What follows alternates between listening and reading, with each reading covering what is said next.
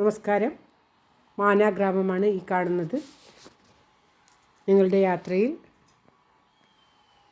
ബദ്രിനാഥിൽ നിന്നും തിരിച്ചു വരുമ്പോൾ മാന ഗ്രാമത്തിലേക്ക് പോയി മാന ഗ്രാമത്തിൻ്റെ അതിർത്തിയിൽ വാഹനങ്ങൾ നിർത്തണം. അതിനുശേഷം നടന്നു, ഇല്ലെങ്കിൽ നേപ്പാളീസ് കൊണ്ടുവരുന്ന പിട്ടു എന്ന് പറയുന്ന ചുമരിൽ കയറ്റി കൊണ്ടുവരുന്ന കൂടയിലോ ആയിരുന്നു മാത്രമേ ഗ്രാമത്തിനുള്ളിലേക്കുള്ള പ്രവേശനമുള്ളൂ. ഇന്ത്യയുടെ ഏറ്റവും അറ്റത്തുള്ള അവസാനത്തെ ഗ്രാമം എന്ന് പറയും. ഇപ്പോൾ അത് ആദ്യത്തെ ഗ്രാമമെന്നും പറയുന്നുണ്ട്. അവിടെ ഒരു ചായക്കടയുണ്ട്. എല്ലാവരും ആ ചായക്കട അവസാനത്തെ ചായക്കട എന്നായിരുന്നു ഇത്ര നാളും പറഞ്ഞത്. മോദി അവിടെ വന്നതിന് ശേഷം ഇന്ത്യയിലെ ആദ്യത്തെ ചായക്കട എന്ന് പറയാൻ തുടങ്ങി.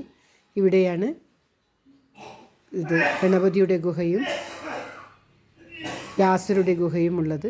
കുറച്ച് ദൂരം അകലമായിട്ട് തന്നെയാണ് ഉള്ളത് ഗുഹയിൽ വളരെ ചെറിയ ഗുഹയാണ്. ഏറെ കടന്നു പോകാനും പ്രദർശനം വെച്ച് പുറത്തു വരാനുമൊക്കെ ബുദ്ധിമുട്ടുണ്ട്.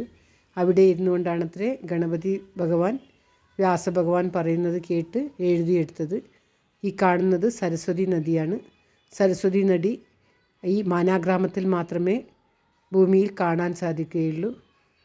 സരസ്വതിയുടെ ഒരു ചെറിയ ക്ഷേത്രവും ഇവിടെയുണ്ട്. ക്ഷേത്രത്തിനകത്ത് വീഡിയോ എടുക്കാൻ പാടില്ല. MS സുബ്ബലക്ഷ്മിയുടെയും ലതാ മങ്കേഷ്കറുടെയും ഒക്കെ പ്രതിമ സരസ്വതി ദേവിയുടെ മുന്നിലായിട്ട് കാണുന്നുണ്ട്. ഈ സരസ്വതി നദി സരസ്വതി ക്ഷേത്രം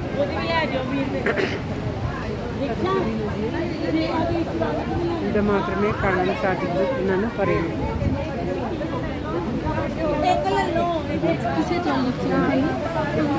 സരസ്വതി നദി കുതിച്ചൊഴുകി വരുന്ന കാഴ്ചയാണ് കാണുന്നത്. ഇവിടെ ഈ ഗ്രാമത്തിൽ 2 കിലോമീറ്റർ മാത്രമേ സരസ്വതി നദിയെ കാണാൻ സാധിക്കുകയുള്ളൂ. പിന്നീട് അന്തർവാഹിനിയായി പോയി പ്രയാഗ്രാജിലാണ് ഗംഗയുമായി ചേരുന്നത്.